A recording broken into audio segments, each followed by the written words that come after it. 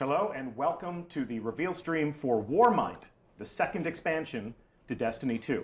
I'm Deej and I'll be your host, and I will be joined in the hot seats today by many waves of developers to talk about different aspects of this new piece of content that comes out May 8th. That will be a fitting theme for this stream, but we'll tell you why in a few moments. First, I'd like to introduce you to some of the creative leadership that has driven this project together. We have Evan Nikolic from Bungie. Hey. And we have Brent Gibson from Vicarious Visions. Hello. So this is an interesting milestone because we've talked about our partnership with Vicarious Visions before. Yeah. We've introduced our community to some members of your team when we were bringing the PC build out into the wild for the first time. But this is the first time that we have ever sat in these chairs together as partners to talk about how we can create a new adventure from scratch together. So talk to me a little bit about what you do in your respective studios, and then we'll explore the way we've been working together. So what would you say you do here? So I'm the design director on the Bungie side for Warmind, and I've described my role primarily as like getting the two studios to work together, coordinate to build this product, and then making sure that we're staying in lockstep as we build the next Destiny experience. Mm-hmm. Common creative vision. Yep. Two studios. So when you take that common creative vision into Vicarious Visions, what role did you play? Yeah, I'm the creative director for the studio, and my job is really to work with the entire team to make sure that their creative ideas are making their way into the game and that they make sense as a complete package. Yeah. Many developers. Lots of people. Many disciplines. Yep. Yeah, we're always reminding people that Destiny is a game that takes a lot of people to make. There's no one thing that we accomplish with any one person. No, There's a lot of people that worked on this one, and I imagine they're all watching because they're excited to see their hard work being seen by eager players for the first time. Yep. So what's it like when you're working together, two studios coming together and coming up with an idea? Like, whose idea was it for us to go to these new places and to fight these enemies and to discover new heroes? How does that work? Well, we talk about this a lot, and I think the thing that I like about our partnership so much is that you really don't know where the ideas begin and end. Like, everybody's been working really hard to make sure that this is like a truly collaborative effort, and that we're all taking the best ideas, regardless of where they come from, to make the best game we can. Yeah, I mean, and that's what's been great about working with VV is that we just started with a single goal of like we need to make an expansion to Destiny, and working with VV, bringing in their passion for Destiny, but then also bringing the new perspectives and a different way of like approaching how we build the game and the new experiences we're creating for this release.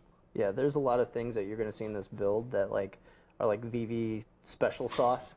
There's some strengths that we had that we felt that would be a huge addition to Destiny as a brand, and so when you get through Warmind, you're actually going to see some of that stuff in the game. Yep. So we have the potential to surprise some players with some new things, but that's the goal. It's still the world of Destiny. Absolutely, still Destiny. Absolutely. I mean, VV's brought their bend to it, but it's still Destiny. I'm definitely proud of what we built here today. What's it been like for you guys to come into this development process and to learn new tools and to join us in this crazy chaotic web that we weave? Yeah, I mean, the first thing is like it's been 2 years of building this relationship, and I described Evan as kind of our Sherpa up the mountain of like learning how to make Destiny, and we really had to come at it like super hungry to learn. And these guys have been amazing mentors. This is a big, complex game. There's a lot going on to it, and we have to, there was a lot of work that went into that 2 years to learn that.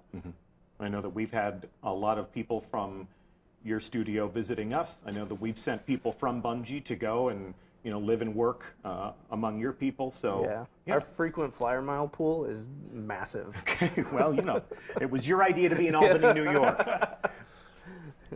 So I want to talk about our goals for this project, and we're going to take a look at some gameplay soon, but we want to set your expectations for what we set out to achieve with Warmind. I actually encountered a tweet from Paris from Gamertag Radio yesterday, and there's a lot of people in the Destiny community who are looking at our roadmap, and they're talking about the things that we want to do to transform the player experience, to enhance the hobby that revolves around Destiny.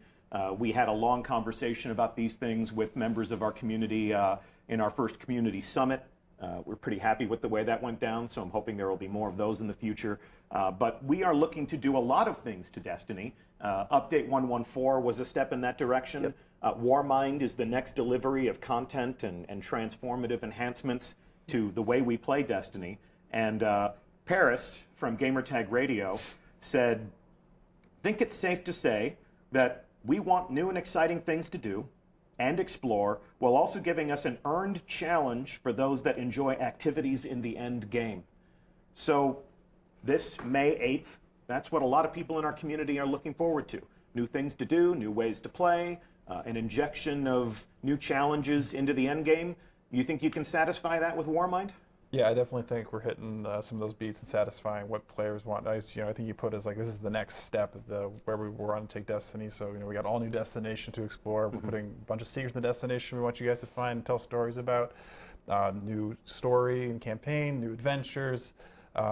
We have a new endgame activity called Escalation Protocol that we'll cover more later today. We want to challenge players. We have a new raid layer. We're bringing PvP ranking in, private matches, new PvP maps, like all up. I think we have a very big package and offering here, and we hope to keep players engaged for the coming weeks. We've layered so many things into this game. I challenge players to find it all. There's so much. They accept that challenge. Yes. Careful challenging our community. So we're going to a new destination. Where exactly are we going? Yes, so we're going to back to Mars, and so it's a place that if you've played D1, like it's a place you're familiar with, but it's a different take on what we have here. We call it Hellas Basin. It takes place in the polar ice cap of Mars, and whereas we're discovering Rasputin awakening. Yeah, Rasputin. Just leaping off that, Rasputin has woken and set off a chain of events, solar system wide. So you're seeing like warsats raining down from the sky. And specifically on Mars, this is causing the ice caps to melt. Let's show while we tell. We're going to break live. We have a fire team on the surface of Mars. You may have been to Mars before, but this is an entirely new landing zone. So let's take a look at what we can see here. You said the polar ice caps of Mars are melting. Yep. And there's a view of the skybox. We can see our old friend Phobos in the distance.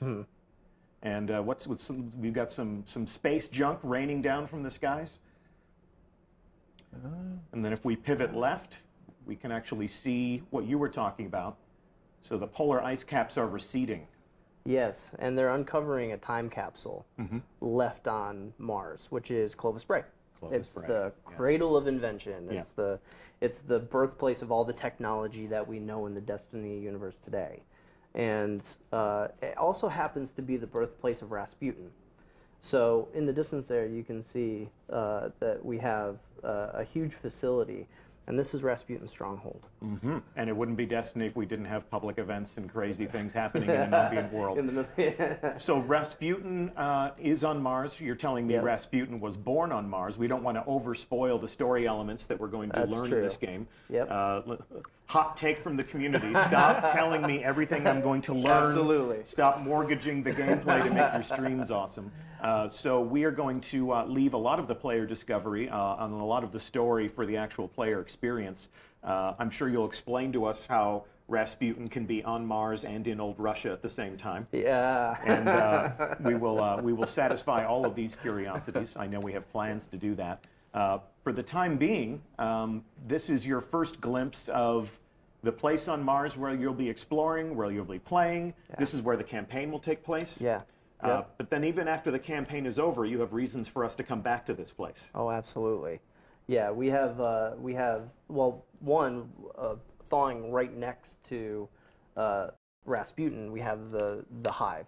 So we have a whole new frozen hive that's on destination that's there to challenge the players. Yep, and then like part of that hive, the awakening, is like we have the escalation protocol event. That's a ritualized public event that we encourage you to play over and over again with escalating waves of difficult combatants to fight. And on top of that, we have plenty of secrets and lore squirreled away and hidden in parts of the destination. And like we're really looking forward to players like unearthing that and uncovering that and learning more about like the Bray facility and the Bray family. Yep.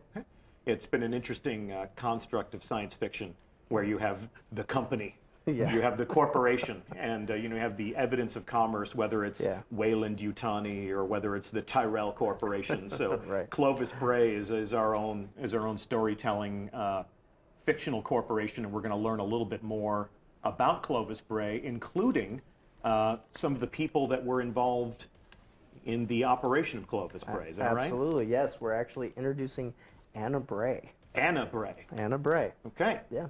And Anna Bray is a new hero that we will encounter during our adventures. Anna Bray she serves an important role in the storytelling as well as the player experience. Yeah, she's the cornerstone of a lot of the things that we're doing in Warmind. Okay. And so she'll be your friend along the adventure. She's going to be your vendor. And she's going to be, like I said, that cornerstone on unraveling the relationship between Rasputin, Clovis Bray, and herself. Well, we're going to actually show the prologue for Warmind, and this is going to be an introduction to Anna Bray. If you don't want any spoilers, this would be a wonderful opportunity for you to go and fix yourself a tasty beverage, because we're going to play the prologue in just a moment here. Before we do that, I want to thank Evan Nikolic and Brent Gibson for being on stream with us today. Thank you. Yeah, thanks for having us. Thanks for the work that you've done to give us new things to play and talking to us a little bit about your creative vision for this expansion. Warmind comes out on May 8th, and we hope you'll be right there with us to help bump into us in the wild, play some escalation protocol, and shoot some frozen hive in the face as they come out from underneath these receding ice caps, yeah? Yeah, absolutely. Yeah, I've been waiting almost 2 years now. We're really looking forward to May 8th.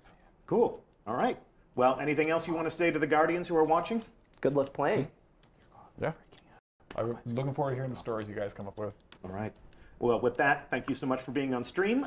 We're going to put our next round of developers in the seats, but for the time being, this is Anna Bray.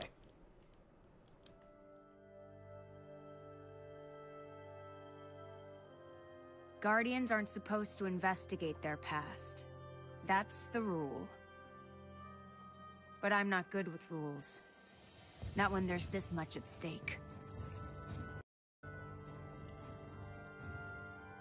The Clovis Bray tech in that building allowed us to colonize the system during the Golden Age. They, sought to create peace for all humanity. Which is ironic, because they also built Rasputin, the single most powerful weapon in the solar system. Either way, it's all been entombed on Mars since the collapse. Along with something far more terrifying.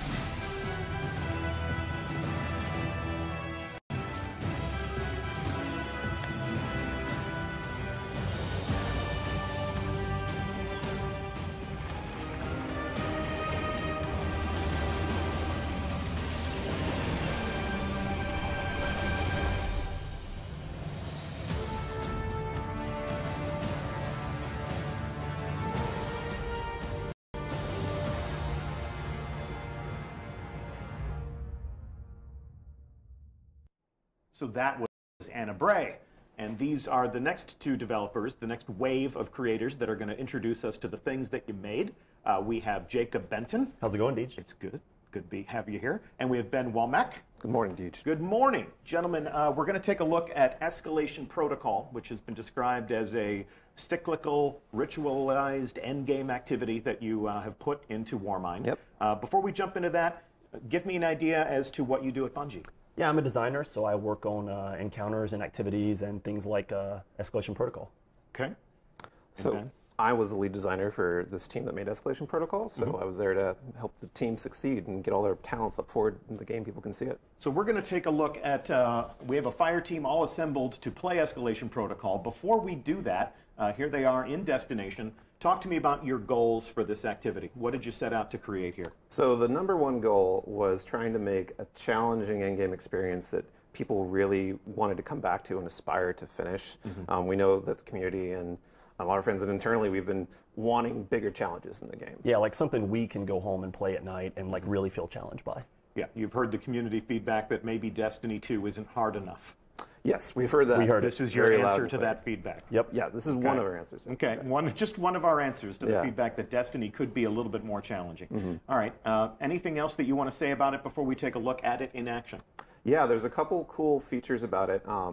It's has a lot of the characteristics of public events that you already see in public zones in Destiny, and that if it's running, anyone else can run up to it and engage with it and play. Like, we're really trying to get people to, join up, even if they're not on the same fire team, to overcome the same challenges. One big difference, though, is you can start it at any time as a player. Like, you can walk up and start it. It's not like regular public events where they're on a schedule. Like, you could be running this pretty much 24/7 if you wanted to. Okay, challenge accepted. Good. So in that case, should we take a look at exactly how a player would activate escalation protocol? Let's do it. Yeah. All right. So we have a bunch of people assembled in this public space, which means that they can play together, but other people can come up and play with them. And with the interaction, what do we see rising up out of the ground here? So this is some technology that Rasputin has embedded in Mars around his area in the public zones. And whenever it activates, it draws waves of hive into the location. And Rasputin's doing this because he wants you to take all of them out before the device deactivates and the hive manage to escape. So he's trying to corral them in for you. And every single time one of those rises up, as you play the event more and more, it'll bring a stronger wave of hive with a stronger boss you have to fight. Yeah, like it starts out, moderately easy and then ramps up to get pretty difficult by the end of it. Yeah. So let's talk about the structure of the event. Yeah, they just activated the event, and it plays out in waves. That's right. Yep. How many waves? So there's 7 total waves that you go through until you reach the end of the event. And the 7th one, it's no longer the just crashing like horde of hive. There's actually a unique boss fight that has a unique mechanic, and we're actually even one-upping that one more level because we have 5 unique bosses that are going to rotate every week. Okay. So each wave has its own boss. Right. And then the final wave has a final boss, and week over week, you have 5 of them, and we will face a different final boss week over week. Correct. And then once you've played for 5 weeks, you will have encountered all of them, and then it'll restart at the first one you can again. face them again. And some of the bosses drop things that other bosses don't. So Unique rewards to Exactly. specific bosses? Yep. Exactly. Unique rewards to this activity, too. Okay. Yeah, there are things that drop from this activity that you can't get anywhere else in the game. So we are seeing people who are fighting with some weapons that we've never seen before, and we've seen a Graviton Lance before, but some of the other Guardians in this fire team are using weapons that are specific to this activity. Talk to me about why I would want to play Escalation Protocol if I am a lover of new armor and new loot and different ways to fight. So the weapons are pretty insane. So you see right now they're using the shotgun, Ikelos shotgun. They have unique perks on them. So when he takes a melee on the enemy, and then he gets a damage bonus on his shotgun for a few seconds. It feels a lot to me like Fourth Horseman in some ways, which was one of my favorite weapons from D1. But it's kind of cooler because you melee to trigger it and then just unload on the guy. Yeah, and so that's only the first weapon. We actually have 2 other legendary weapons that are unique. We have a sniper rifle, which has a perk called box breathing, where if you aim down sights long enough before firing a shot, it'll then get a big damage boost to your critical hits. Okay. It's such a big damage boost, you're like, whoa, like, I can't believe I did that much damage with 1 bullet. And then it has triple tap on the gun besides that, so you can get some really good, like, high damage moments if you can make all those shots. That's one of the things that we've needed to add to Destiny 2 is specific activities that give us specific rewards, that have specific perks that help us excel in those activities. Yeah, that's another part of community feedback that we've been hearing loud and clear. We really want to deliver it with Escalation Protocol. And the armor set is super cool looking as well. It's very like Rasputin sort of themed, and when you have the full set in completion, it just looks pretty rad. And you're only going to get that armor from this activity. Correct. That's right. So talk to me about how the character progression is structured. If I'm playing Escalation Protocol, what can I expect to earn week over week? What can I expect to earn every single time I complete all 7 waves of the activity? So we have a few different reward systems that working at the same time inside of the activity. One of the, I think the most desirable one Don't wave at the boss. That's a high value target that's messing with them right now. Okay. In the public space, like stuff collides like a really fun ways. So we have several different systems. When you finish the wave 3 and 5, a chest will spawn that has more kind of normal public event type rewards in it, as well as chances of vanity items that you only get from this from Escalation Protocol. Yeah. The most desirable stuff comes from beating that boss at the end. Okay. We have 2 different systems. We have those guns we mentioned. I'm going to interrupt you. What do we got here? Oh my gosh. Okay, well, this is the Hive Sword. You may remember it from the first Destiny. Go get another one. Go get another one. Yeah, someone else can grab one too. Yeah. Yes. So there are these shadow rifts that spawn, and you have to take those out, or a Hive aren't going to be drawn to the tower, and the time's going to expire. So when you go to take those out, there's a knight that spawns with a sword, and if you kill him, you can actually get the sword for yourself. Nice. And it's happening right now. And this is exactly the same sword as we had in D1 that fans may remember from that game. So you can even you can use a super and use a smash, and you don't want to do it on exploding thrall probably. But you can also sword glide with the melee through the air. It's exactly the same. Yeah. I think it's a lot of fun, and it breaks up the encounters really well. It's also actually really important because some of these waves are going to just take a massive majors or other high difficulty targets, and they're going to just throw them at you all at once. So instead of maybe using your super or some heavy ammo, you can grab a sword and delicately try to carve your way through them. This isn't just about shooting Hive and shooting wave after wave after wave of Hive. You're seeing some interesting mechanics here. You're seeing some things that they'll have to work together to accomplish. You see, like you were saying, sort of the shadow rifts. You're seeing some of the crystals that are suspended up in the air. So, while we can leave some of that problem solving, some of that understanding to the people while they play, what would you tell them about some of the different complexity that you've added to the activity? One of the things we've found is that things like melting point or even tether, as they're using now, are going to become pretty critical, especially as you move into later waves. So when we've been playing it, we regularly will stop before the playtest and coordinate, okay, what are you bringing? Like if I'm bringing Celestial Nighthawk, can you bring Orpheus Rig? And that stuff that hasn't really been needed ever in public spaces before is needed now to complete this. Yeah, when you aren't running someone with a melting point, or you aren't running Tractor Cannon with the new exotic update, has this amazing damage buff that it can give to targets, you're going to notice the difference. Cool. We're seeing some new items enter their inventory. Yeah. One of the items, he may have just gotten one of the armory codes. So you can get armory codes during the event and for doing other things on Mars and around the game. And you can spend those armory tokens to get a special weapon during the event that you're probably going to need at some point in order to progress forward. Yeah, we call it the Valkyrie, and it's basically like a incredible, I don't even know how to describe it accurately, but it's like a magical spear rocket launcher that destroys absolutely everything. Yeah. And those armory codes are going to be really important for when you're on the crux moment or time's kind of running out and you need to get that extra oomph to get through a wave. And you're going to want to use it at the right time, and it's going to make the difference. Should we debut that weapon on stream, or should we save it for the players to discover when they play for themselves? Well, grab it. Yeah, grab it. It's almost too good not to use. Here we go, and we're up. This is the Valkyrie. You can see the Rasputin-style tech on board. It's a melee weapon. It's a ranged weapon. And it only lasts a short amount of time. So use it wisely. Yeah, use it wisely. You want to bring it out maybe when the boss for the wave comes out, or when a huge amount of ogres spawn, for example. That was a good moment for theatrical demonstration purposes. Maybe not the best tactical moment. I'm not going to criticize the person playing. We're showing and we're showing. We're showing here. We're showing and telling. And I'm seeing things hidden under bridges that I'm not going to talk about. So we'll again keep that promise and leave. Oh, there's your sword. There you go. Have your sword. So which wave are they fighting now? What? So they're in the third one right now.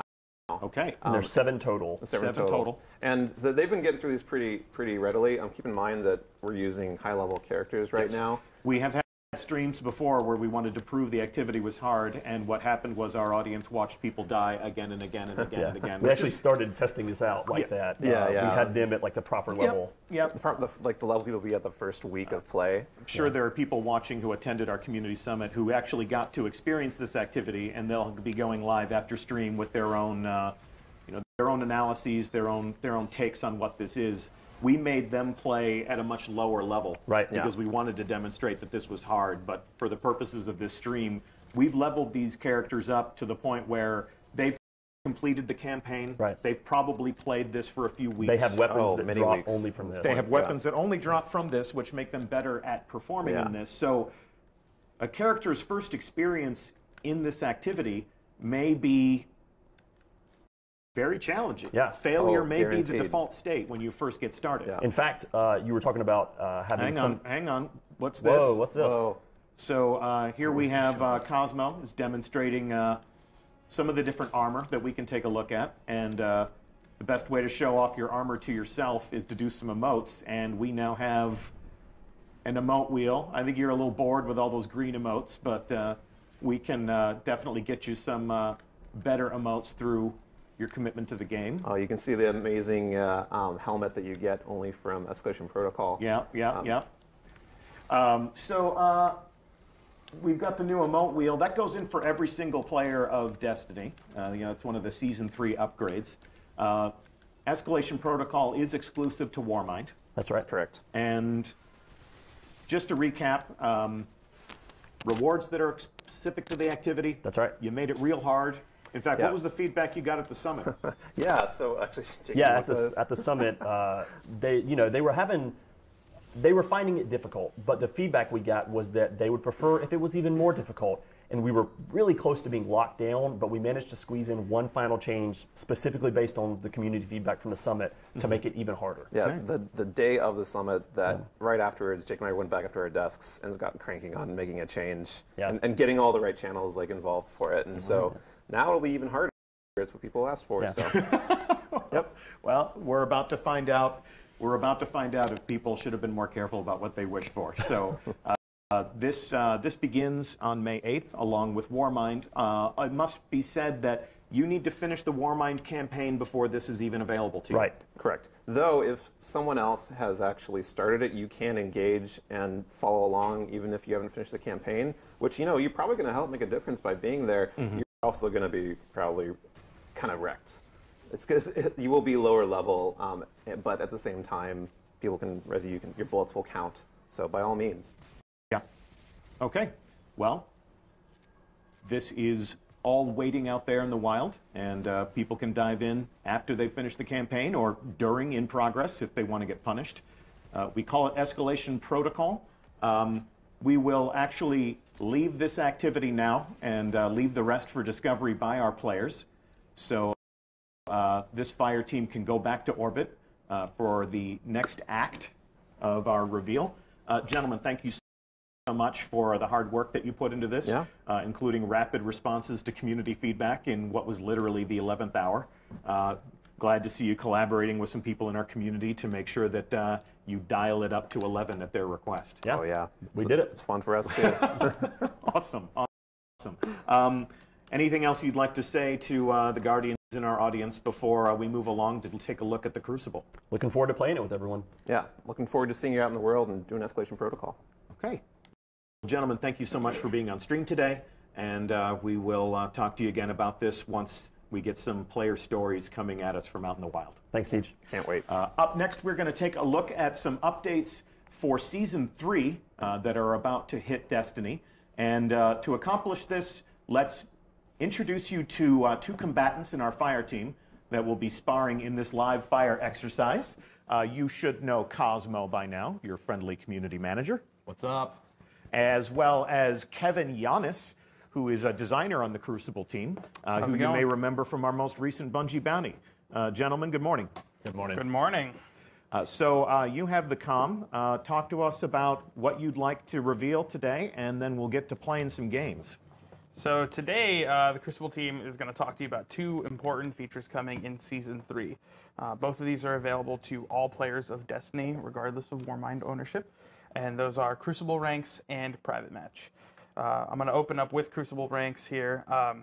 So starting in Season 3, all players are going to be invited to the world of Crucible ranks, and you're going to have a choice of 2 ranks, which really dictate like how you're going to play and how what type of investment you're going to make into the game. So there is the Valor rank, which is a progression rank that goes up when you win, up when you complete matches, and winning helps you move up faster, but there are absolutely no loss penalties.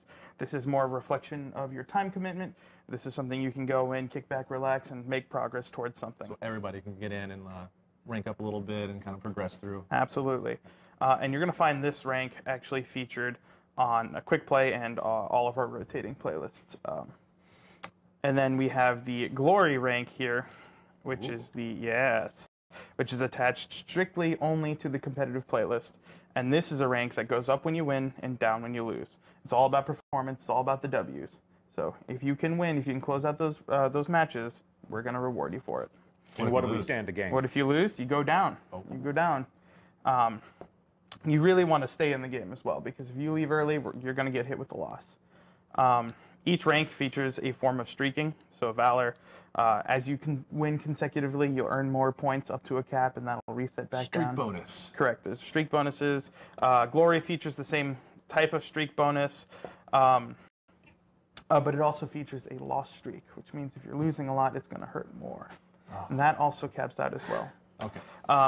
And that's there, to add a little bit more of the risk of playing a competitive match, but I believe players who wanted this type of system wanted that type of risk. And speaking of rewards, am I getting anything other than this? You're absolutely getting stuff.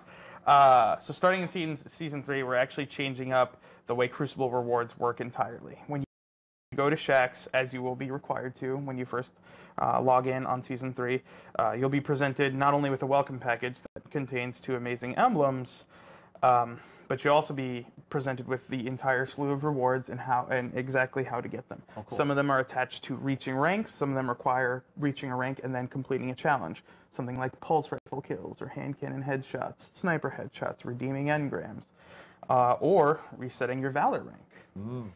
So if players were to max out their Valor rank, they can decide, if they want to reset it, begin that journey anew. And that will actually be one tracked in an emblem, but also be a way that you unlock certain rewards. So if I see somebody that has like 735 resets, we know that they played a lot of Crucible. Yes, and it is uncapped. So you play as much as you want, play as much Valor as you want, earn as much Valor as you want, and we will showcase that. So these are the 2 emblems you get for completing that intro quest, and as you see here, the Valor Season 3 emblem tracks the number of Valor ranks you've completed. So I like emblems, but is there any sort of rewards that I can actually use?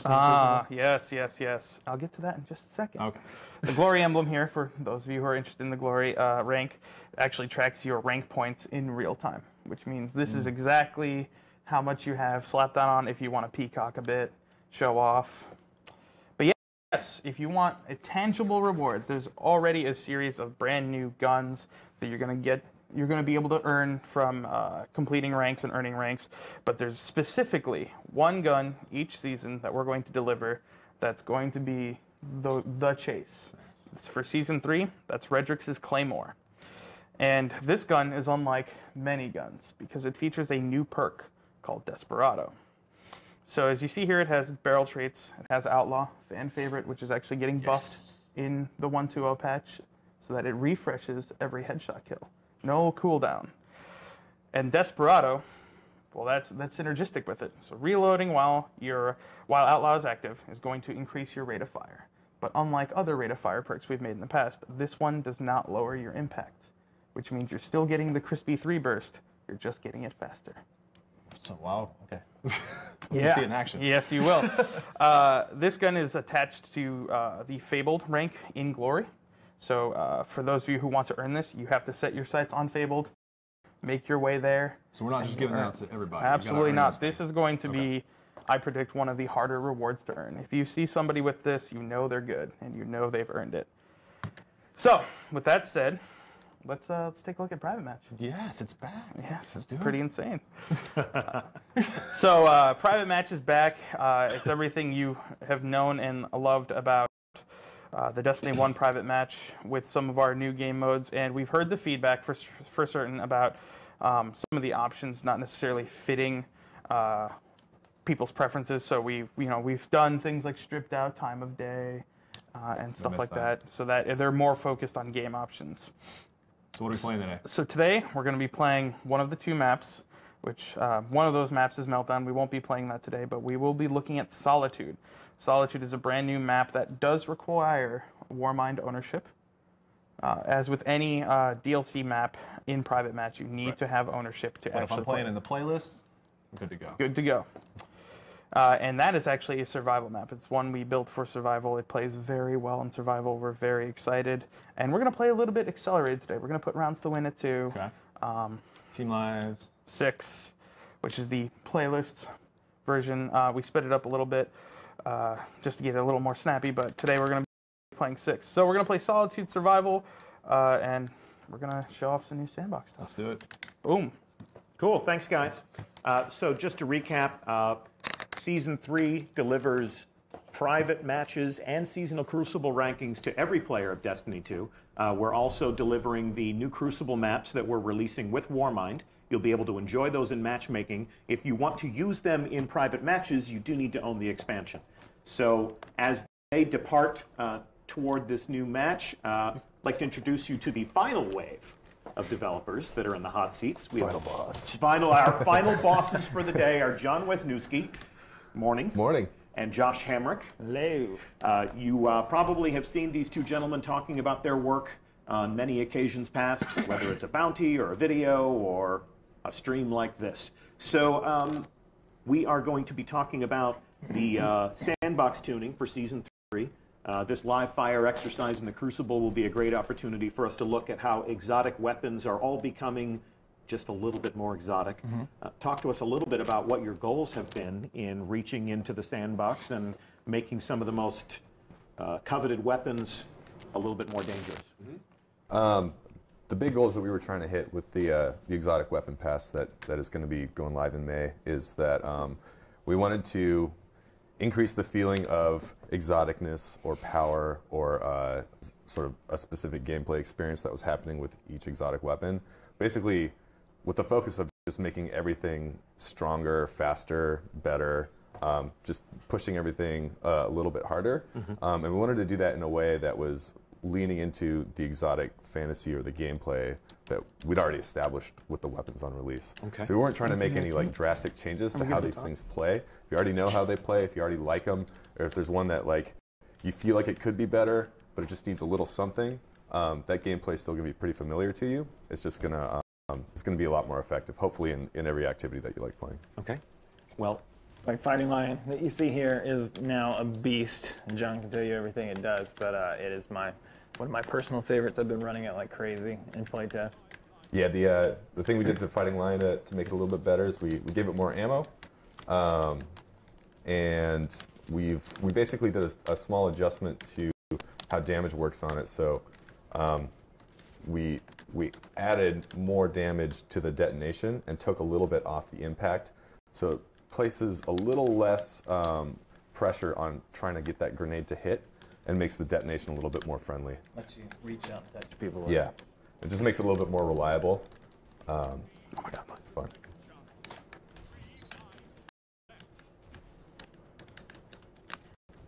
So there was some hot potato action for me just now. this design pass, did it include all of the exotic weapons, or did you pick some very specific targets that you wanted to focus on? Almost all of them. There's only a handful that didn't get touched, and because we felt those ones were already playing pretty well, or already getting relatively positive feedback from the community, and because we did have a limited amount of time, we wanted to make sure we were hitting all the stuff that really needed a good pass. Yeah. Yeah. So if Fighting Lion is one that you're really enjoying, Josh, John, what are you looking forward to getting your hands on when the 1.2.0 update kicks off Season 3? I'm really excited about the Graviton Lance. We talked about it a whole bunch, but I think that one just came together really nicely. I think it's going to be a really good weapon for all activities. Yeah, it's going to be great. I think it'll definitely, in the PvP world, it'll definitely give Vigilance Wing a run for its money, for sure. Well, we are in the PvP world right now, so maybe we can see a little bit of Graviton Lance Oh, another thing, while I remember, another thing we did to Fighting Lion to make it a little bit better is if you are still, it has more ammo now, if you are still feeling some ammo pressure, if you get a kill with the grenade, it guarantees a special ammo, an energy ammo brick to drop. Cool.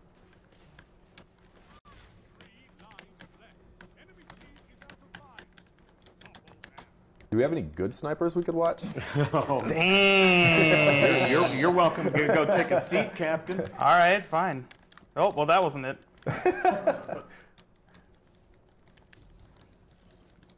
Switch something out. Yeah, you should. You should. We've got Risk Runner. What did you do to Risk Runner? Risk Runner, so currently Risk Runner, when you take arc damage, you're resistant to arc damage, and it activates the arc overdrive perk, where basically the gun comes to your life and just like blasts everything with electrical energy. We increased the amount of arc damage resistance you get when the weapon activates, and then we enabled that for PvP. So now you can run Risk Runner. Yeah. If you get hit with arc damage in PvP, you will take half damage from the arc source. It will turn on the arc damage or the arc overdrive perk, making the weapon way more lethal. And then another thing we did is that we allowed the arc overdrive perk to enable when you have it stowed. So you don't have to have it out. If you have the weapon backpacked and you take arc damage, it's going to turn on. You're going to get a notification like, hey, it's party time. Time to pull out Risk Runner, ready to go. Party time. But important distinction for the PvP players is that you only get the damage resistance when the weapon is in your hand. Okay. So the perk can activate when you take damage, but you have to pull it out to be able to get the damage resistance. Second match is coming up. We're going to play some Clash. Map settings being tweaked. Saw that Skyburner's Oath had been equipped. Yeah. Skyburner's Oath has actually been a favorite of mine. I've used it in Crucible, which is rare for me to use a scout in Crucible. What have you done to my baby?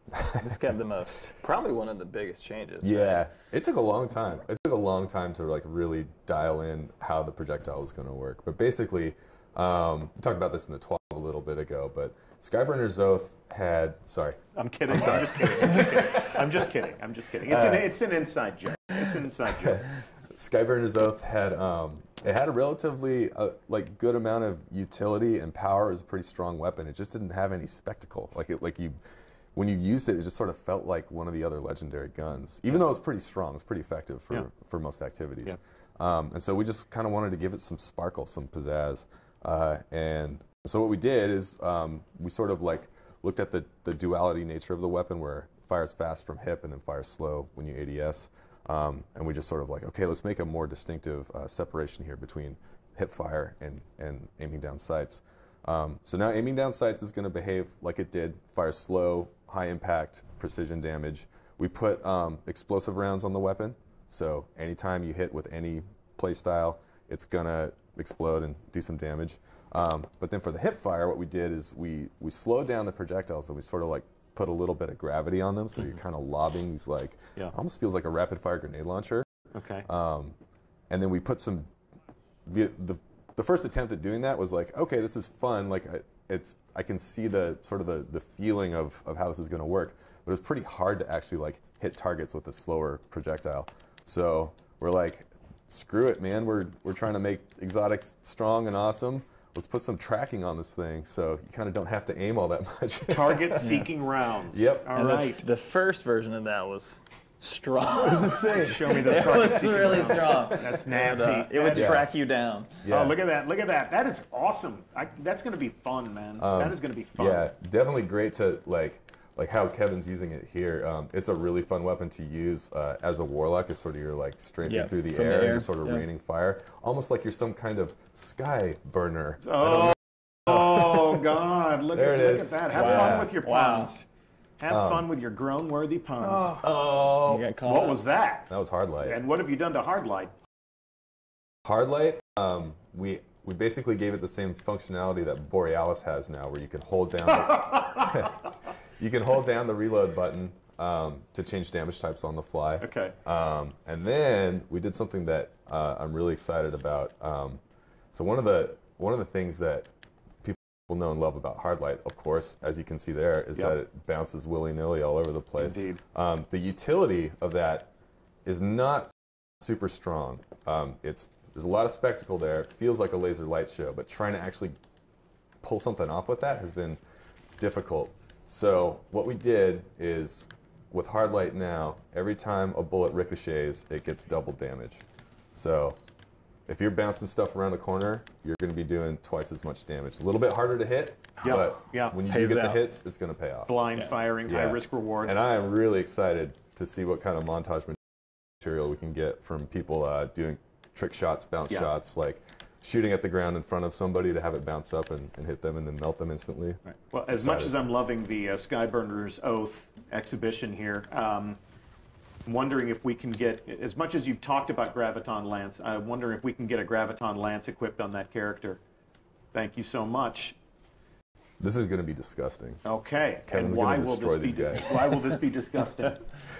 It's just good. Like we use the power of math to make sure the time to kill on Graviton is pretty competitive. So, yeah, time to kill has been a frequent topic of conversation in our community. How does Graviton Lance specifically answer that question? You said the power of math. You're just making this weapon more lethal, more power. Well, look at that.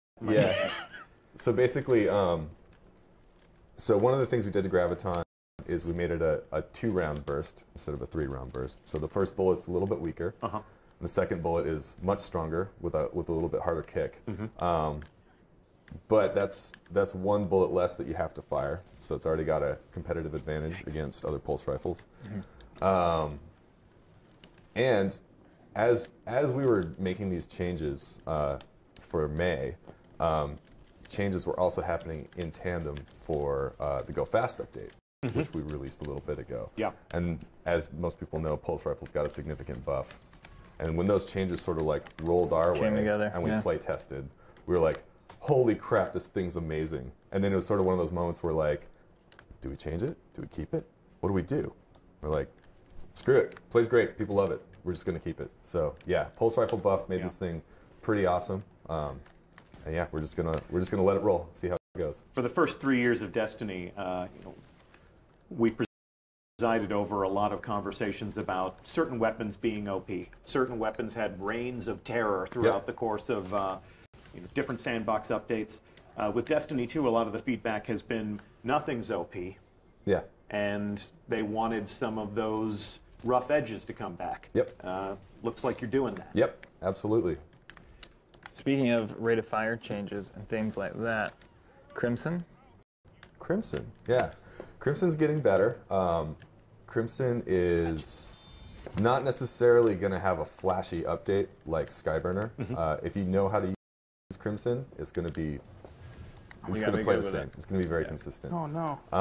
What we did to make Crimson a more competitive option for PvP. Oh, and just for the whole game, the first thing we did was watch the taunts. One of the biggest pieces of feedback about Crimson was that I run out of ammo too fast. So we addressed that. We gave it a whole bunch more ammo. And there it is now. For the competitive world, we basically looked at Crimson as we want to try and match the time to kill of an aggressive family hand cannon, which is 3 shots to the head. It was interesting trying to solve that because Crimson is a 3-round burst, and it also, the burst fires a little bit slower than a pulse rifle because we wanted to make it still feel like a hand cannon. We actually tried it early on in Curse of Osiris. We tried firing Crimson as a 3-round burst like the sidearm, and it just made it feel really light, sort of like, it felt like you were using a sidearm with funny art. Yeah, it did not feel like a hand cannon. So we actually we increased the damage on the bullets and then slowed down the burst, so it really felt a little bit chunky. But anyways, trying to match the exact time to kill to an aggressive hand cannon meant doing some specific tuning to precision damage and basically the rate of fire. So we slowed down, or sorry, we sped up the. Everyone saw that coming.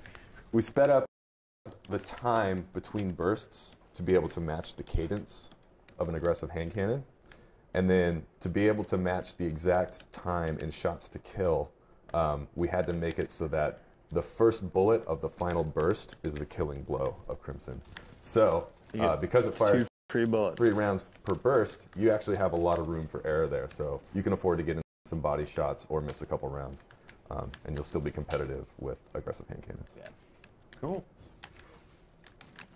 If you were to place a bet, what gun do you think is going to be a standout? Uh-oh, there it comes. Yeah. Are you going to go to Sturm? You're not going to go Rat King? All right, your choice. Your choice. We're talking about hand cannons. See if you can get some of those crispy 2-taps. Give me some crispy 2-taps. Not bad. There we Not go. bad at So all. He's got it primed. he's now got a primed overcharge bullet, which means he can get a 2-shot kill if he doesn't miss. So how this one is going to work is Sturm and Drang are paired weapons. There it is. So you get a kill with Drang. It automatically... Oh, you're just so bored with yourself. You're just so awesome. You're so bored with yourself. Getting a kill with Drang automatically reloads Sturm, and it adds 1 bonus round to the magazine. A new functionality with Sturm is that any overloaded round, and so Sturm has a default magazine of 12, and goes up to 20.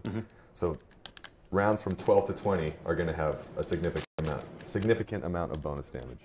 But you only need 1. But you only need 1 overcharged round plus 1 normal round shots to the head to get a kill in Crucible.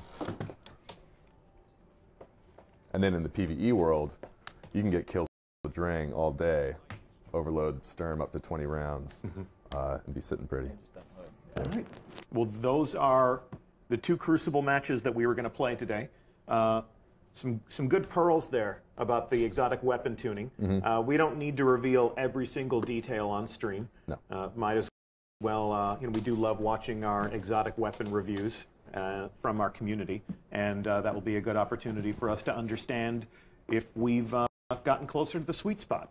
We'd love to hear your opinions about these exotic weapons. You'll have an opportunity to get your hands on them on May 8th when Season 3 begins with the launch of Warmind, the 2nd expansion to Destiny 2.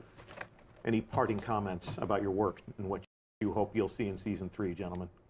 I'm genuinely excited. It was joy working on this, like just making everything a little bit cooler and a little bit better. I can't wait for people to get their hands on it, and if it's not good enough, let us know. Do another pass.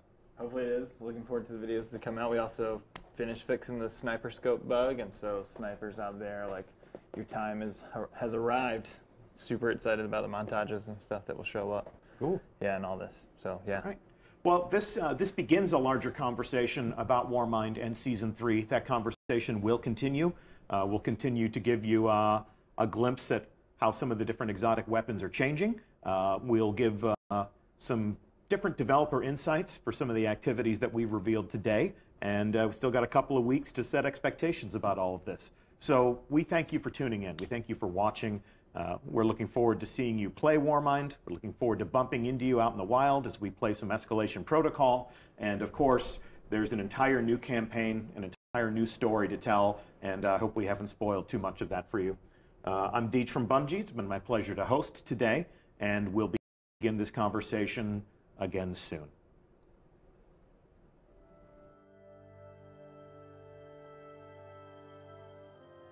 Guardians aren't supposed to investigate their past. That's the rule. But I'm not good with rules. Not when there's this much at stake.